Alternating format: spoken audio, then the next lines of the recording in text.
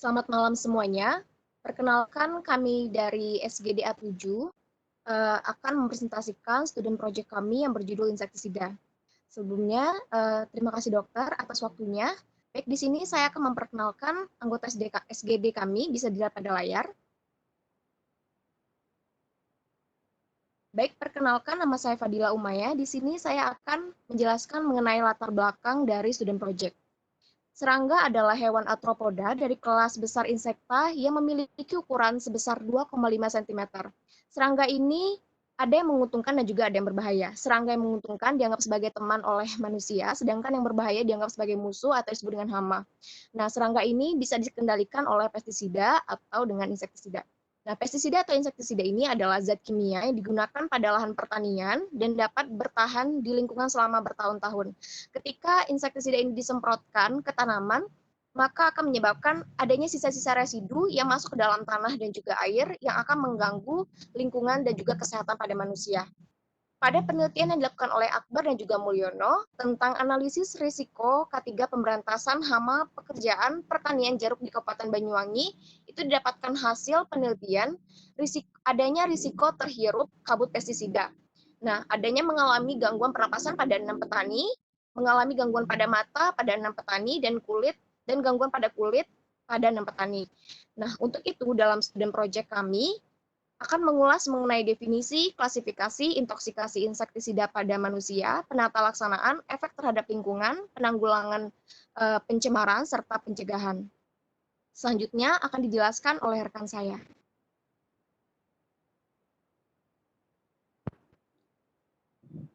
Baik, perkenalkan nama saya Nimade Elsa Wardani, NIM 146. Di sini saya akan menjelaskan terkait dengan definisi dari insektisida. Insektisida berasal dari dua kata, yaitu insek yang berarti serangga dan side yang berarti membunuh. Seiring berjalannya waktu, cara kerja insektisida tidak hanya terbatas pada membunuh saja, melainkan juga pada mengusir, menarik, dan juga menghalau ataupun mengganggu pertumbuhan dari serangga itu sendiri. Oleh sebab itu, secara umum pengertian insektisida yaitu semua bahan ataupun campuran bahan yang berguna untuk merusak, mencegah, menolak, ataupun mengurangi serangga, hama, ataupun vektor. Nah, ada banyak jenis insektisida yang dikenal dalam bidang pertanian ataupun kesehatan masyarakat dan juga kesehatan veteriner, di mana insektisida tersebut digunakan bersama dengan bahan lainnya seperti campuran dengan minyak sebagai pelarut, tepung yang membantu memudahkan pengenceran, serta bubuk yang dicampur sebagai pengencer.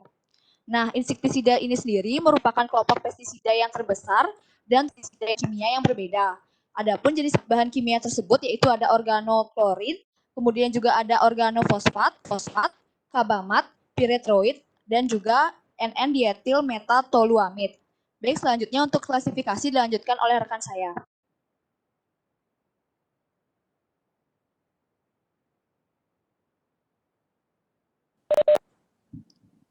Baik, selanjutnya saya akan menjelaskan mengenai klasifikasi dari insektisida. Di mana yang pertama itu berdasarkan bahan aktif dan juga MOA. Jadi dia ada yang bekerja pada target saraf dan juga otot. Contohnya itu ada grup 1, asetylcholine esterase inhibitor, di mana bahan aktifnya ada karbamat, organofosfat, yang bekerja dengan menghambat asetylcholine esterase yang akan menyebabkan hipereksitasi. Kemudian grup 2 itu ada GABA, bahan aktifnya ada siklodin organoklorin, kemudian ada penylpirazol yang bekerja dengan memblok saluran klorida yang diaktifasi GABA, kemudian akan menyebabkan terjadinya hipereksitasi dan juga kejang. Adapun grup-grup lainnya itu ada grup 3, grup 4, grup 5 dengan bahan aktif dan MOA yang bisa dilihat pada layar. Baik, selanjutnya juga ada grup 6, grup 9, grup 14, grup 19, grup 22, dan grup 28 dengan bahan aktif dan MOA yang bisa dilihat pada layar. Nah, grup ini masih target kerjanya pada saraf dan juga otot.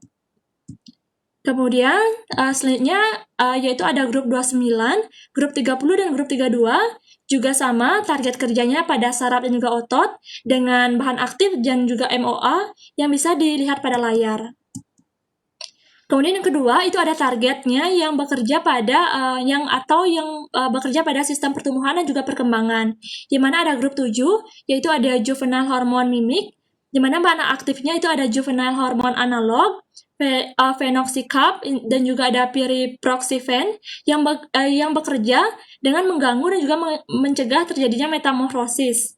Kemudian ada grup 10, di mana bahan aktifnya ada cloventesin, difloxvidasin, hexytiazone, dan juga ada etokazol yang bekerja dengan menghambat enzim yang mengkatalisis polimerase kitin. Selanjutnya juga ada grup 15, grup 16, grup 17, grup 18, dan grup 23 dengan bahan aktif dan juga MOA yang bisa dilihat pada layar. Baik, selanjutnya akan dijelaskan oleh teman saya. Baik, perkenalkan, nama saya Ida Yudrasa Kundalini. Di sini saya akan melanjutkan tentang klasifikasi. Lalu yang selanjutnya itu adalah insektisida yang menargetkan respirasi. Jadi sini ada grup 12, di mana bekerja dengan menginhibisi ATP sintase mitokondria. Dan salah satunya itu contohnya dia ventiuron. Lalu ada grup 13, yaitu uncouples of oxidative phosphorylation via disruption of the proton gradient. Contohnya ada viroles, dan ini bekerja dengan protonofor yang melakukan hubungan arus pendek pada gradien proton mitokondria sehingga ATP tidak dapat disintesis.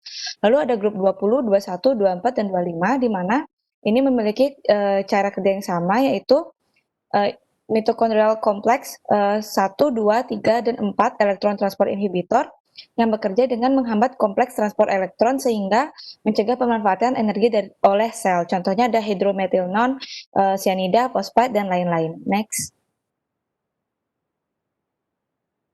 Lalu selanjutnya ada mid-gut target. Jadi untuk insektisida mid-gut targets ini itu bekerja pada saluran pencernaan khususnya usus. Di sini ada grup 11 dan juga grup 31, di mana grup 11 itu merupakan mikroba yang dapat mengganggu membran midgut atau pencernaan dari insektisida. Contohnya ada Bacillus thuringiensis dan juga Bacillus pericus, di mana racun protein yang mengikat reseptor pada membran midgut itu dapat memproduksi pembentukan pori dan mengakibatkan ketidakseimbangan ionik dan juga septikemia. Lalu grup 31 atau host specific occluded pathogenic viruses, ini ada granulovirus dan juga nukleopolyhedrovirus, di mana kompleks protein PIF itu pada bakulovirus dapat mendorong infeksi khusus pejamu dengan mengikat target PIF pada sel usus tengah dan menyebabkan infeksi yang akhirnya mematikan. Next. Lalu selanjutnya ada unknown or non-specific targets. Di sini ada grup 8 dan juga grup-grup yang belum diketahui yang terdiri dari agen fungal, peptide, viral, bakterial, dan botanical essence. Dan juga untuk miscellaneous, contohnya ada chlorpricin, fluorides, dan lain-lain. Dan untuk yang unknown compound, itu ada contohnya azadirachtin, benzozimat, dan lain-lain. Next. Baik, untuk klasifikasi berikutnya yaitu insektisida berdasarkan mode of entry atau berdasarkan cara masuk ke dalam tubuh hama. Jadi yang pertama itu ada sistemik. Jadi jenis sistemik ini adalah yang diserap oleh tumbuhan dan menyebar ke seluruh bagian tanaman. Apabila serangga memakan tanaman tersebut, maka akan terjadi keracunan. Lalu yang kedua ada kontak atau non-sistemik. Jadi insektisida ini berdampak pada hama ketika terjadi kontak. Contohnya adalah racun peritroid yang masuk melalui dinding tubuh serangga, lalu mempengaruhi sistem syaraf serta berakhir dengan kelumpuhan atau kematian dari serangga. Selanjutnya ada stomach poisoning, jadi insektisida ini masuk ke dalam tubuh hama melalui sistem pencernaan, lalu menyebabkan keracunan pada hama tersebut. Masuknya insektisida ini dikarenakan tertelannya insektisida pada daun maupun bagian lain tanaman. Penggunaan insektisida ini lebih tepat digunakan dalam pengendalian seperti pada air yang dikonsumsi oleh larva nyamuk dan larva lalat hitam. Insektisida ini bekerja dengan merusak midgut atau perut dari larva. Selanjutnya ada femigans. Jadi femigans ini adalah jenis pestisida yang di dalamnya juga termasuk insektisida yang bekerja dengan memproduksi uap yang membentuk gas beracun. Uap ini akan masuk ke tubuh hama melalui sistem respirasi. Contoh penggunaan femigans ini adalah dalam menghilangkan hama dari produk buah-buahan, sayuran, dan biji-bijian. Lalu yang terakhir ada repellents, jadi jenis ini tidak membunuh tetapi cukup tidak disukai sehingga mampu mencegah hama.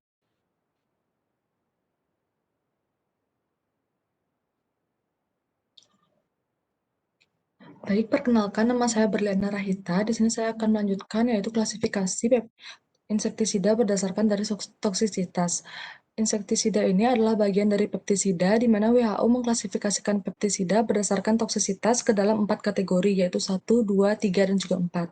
Kategori 1 selanjutnya dibagi lagi menjadi 2 kategori yaitu 1A dan juga 1B. Kategori ini dibedakan berdasarkan lethal dose atau LD50 dan berikut adalah tabel dari lebih lanjut lagi dari kategori-kategori tersebut. Yaitu yang pertama kelas 1A, level toksisitasnya itu amat sangat berbahaya dengan LD50 kurang dari 5 untuk yang oral, sedangkan dermal kurang dari 50. Contohnya adalah paration dan juga dieldrin. Yang selanjutnya adalah kelas 1B, di mana level toksisitasnya sangat berbahaya dengan LD50 oral 5-50 dan dermal 50-200. Contohnya adalah eldrin dan diklorvos. Kelas WHO yang kelas 2 yaitu moderat berbahaya dengan LD50 oral 50-2000 dan dermal 200-2000.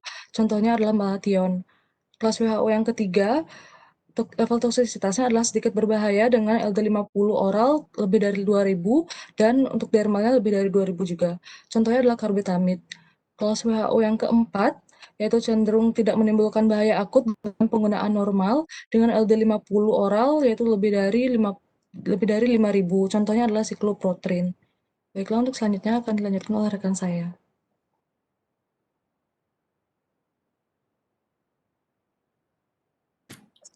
Baik, di sini perkenalkan nama saya Komamudi Purnabibawan. Di sini saya akan menjelaskan intoksikasi insektisida pada manusia.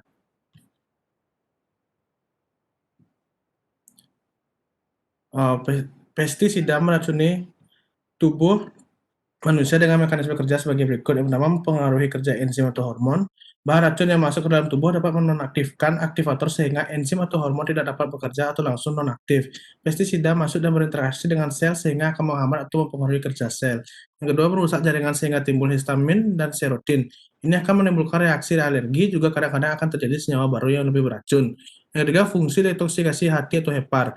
Pestisida yang masuk ke tubuh akan mengalami proses detoksikasi atau dinetralisasi di dalam hati oleh fungsi hati atau hepar. Next.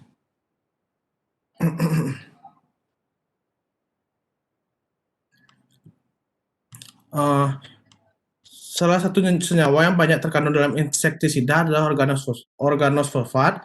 Nah, mekanisme patofisiologi itu mekanisme patofisiologi intoksikasi organosfosfat melibatkan mekanisme di celah sinaps. Pada keadaan normal, asetilkolin akan ditransfer dari neuron presinaps, kemudian dilepaskan ke celah sinaps dan ditangkap oleh reseptor asetilkolin untuk selanjutnya dilanjutkan sinyalnya ke neuron postsinaps ataupun otot rangka. Itu ada mekanisme yang menghambat mekanisme kerja asetilkolin esterase sehingga proses penghambatan asetilkolin terganggu dan menjadi memiliki waktu kerja yang lebih lama.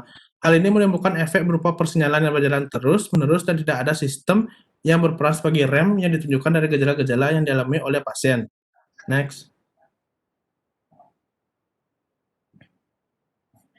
Sebenarnya gejala intoksikasi insektisida dapat menimbulkan beberapa gejala pada manusia. Hal ini sesuai dengan jenis senyawa yang terkandung dalam insektisida yang umumnya organosfosfat. Tanda dan gejala dari keracunan organosfosfat bergantung pada derajat keseimbangan antara stimulasi muskarinik dan nikotinik dalam sistem saraf otonom dan neuroreseptor di otot rangka. Next. Di sini ada pun intoksikasi insektisida yang menstimulasi reseptor muskarinik dapat menimbulkan keinginan defekasi yang meningkat, bradikardi, bronkospasme, miosis, emesis, urinasi, salivasi, dan juga lakrimasi.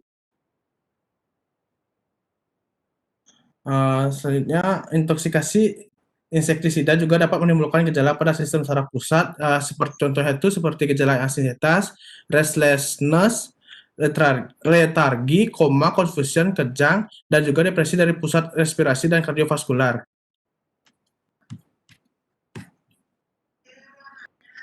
Selanjutnya dilanjutkan oleh teman saya.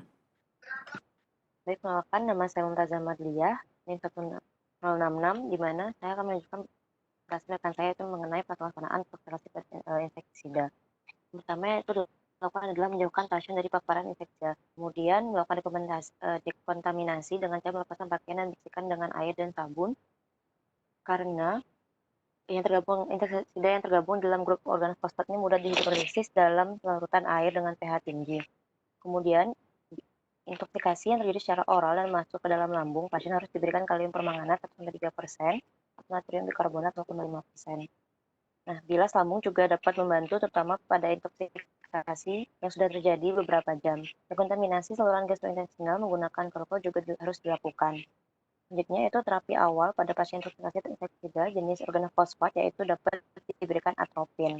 Di mana rekomendasi dosis inisial atropin pada anak adalah 0,05 mg per kilogram berat badan, kemudian pada dewasa yaitu 2-5 mg intravena pada dewasa. Nah, dosis ini diberikan 3-5 menit hingga sekret paru hilang. Kemudian atropin dapat diberikan sebanyak 30 kali hingga terjadi atrofinasi dan harus dipertahankan 3-5 hari. Selanjutnya yaitu apabila mengalami paralisis otot dapat diberikan pralidoxime. Selanjutnya, apabila mengalami kejang bisa diberikan benzodiazepin seperti diazepam. Dengan dosis awal yaitu 5-15 mg intravena setiap 5-10 menit. Baik, sekian akan dilakukan rekan saya.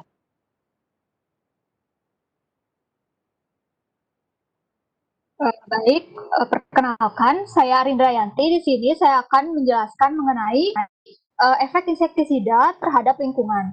Seperti yang kita tahu bahwa penggunaan insektisida yang berlebihan tentunya akan dapat memberikan dampak negatif terhadap lingkungan. Di sini saya akan menguraikan beberapa dampak negatif dari penggunaan insektisida secara berlebihan terhadap lingkungan. Jadi yang pertama itu adalah pencemaran tanah. Insektisida yang terutama mengandung organoklorin termasuk dalam kategori persisten organik polutan. Hal ini berarti organoklorin tersebut dapat menetap ataupun bertahan lama di lingkungan serta tidak mudah terurai baik itu dalam tanah, udara maupun air. Akumulasi residu insektisida dapat membuat zat hara yang ada dalam tanah itu makin terdesak dan susah untuk melakukan regenerasi sehingga menyebabkan adanya kesuburan tanah. Kemudian yang kedua itu adalah ada pencemaran air. Pencemaran air ini diakibatkan dari penggunaan insektisida itu dapat berupa penurunan kualitas air ataupun sumber air menjadi tercemar. Hal ini dapat terjadi tentunya itu sebab insektisida bergerak dari lahan pertanian menuju aliran sungai, danau, ataupun dia larut bersama aliran air tanah. Yang ketiga itu adalah pencemaran udara. Pencemaran udara itu dapat terjadi ketika insektisida dapat menyebar ke udara melalui fotodekomposisi atau dibantu menggunakan sinar matahari serta proses penyemprotan yang dilakukan oleh para petani yang membuat insektisida itu akan terbawa hembusan angin. Akumulasi insektisida itulah yang akan pada akhirnya membuat terjadinya pencemaran udara. Yang keempat itu adalah menimbulkan spesies hama yang resisten. Penggunaan insektisida dengan dosis yang berlebihan tentunya dapat membuat spesies hama atau serangga yang akan diberantas itu menjadi resisten ataupun kebal sehingga populasinya menjadi tidak terkendali. Kemudian yang terakhir itu adalah merusak keseimbangan ekosistem. Insektisida yang digunakan dapat merusak keseimbangan ekosistem misalnya pada kasus burung ataupun hewan lainnya yang merupakan predator dari serangga yang sebenarnya akan diberantas, tapi ternyata ikut juga terkena insektisida dan dia pada akhirnya ikut terbunuh ataupun terancam kehidupannya sehingga dapat merusak keseimbangan ekosistem. Untuk selanjutnya akan dilanjutkan oleh rekan saya. Baik, sebelumnya perkenalkan nama saya Iren Amelia. Jadi di sini saya akan melanjutkan penjelasan mengenai penanggulangan pencemaran insektisida pada lingkungan. Adapun salah satu cara penanggulangannya adalah dengan proses bioremediasi. Dari pengertiannya, bioremediasi merupakan suatu proses untuk memperbaiki tanah yang tercemar, terutama oleh karena insektisida melalui aktivitas mikroba tanah maupun melalui enzim yang dihasilkan, di mana akan terjadi transformasi dari bahan berbahaya seperti hidrokarbon, poliaromatik hidrokarbon, persisten organik polutan, logam berat, dan pestisida menjadi bahan yang tidak berbahaya seperti air dan juga CO2. Kemudian faktor-faktor yang berpengaruh adalah antara lain mikroba, nutrisi, dan juga lingkungan. Mikroba yang digunakan untuk bioremediasi berasal dari golongan fungi, bakteri, dan mikroalga, di mana mikroba ini mempunyai kemampuan untuk mendegradasi, menyerap, dan juga mentransformasi senyawa pencemar. Kemudian nutrisi sendiri meliputi karbon, nitrogen, fosfor, dan nutrisi lain yang diperlukan oleh mikroba. Sementara faktor lingkungan yang berpengaruh yaitu oksigen, suhu, dan juga pH. Kemudian teknik yang dapat digunakan dalam bioremediasi antara lain melakukan simulasi aktivitas mikroorganisme asli pada lokasi tercemar dengan penambahan nutrien dan optimalisasi pH, kemudian inokulasi mikroorganisme di lokasi pencemar, penerapan enzim imobilisasi, kemudian juga dengan penggunaan tanaman atau biasa disebut dengan fitoremedisi. Selanjutnya akan dijelaskan oleh teman.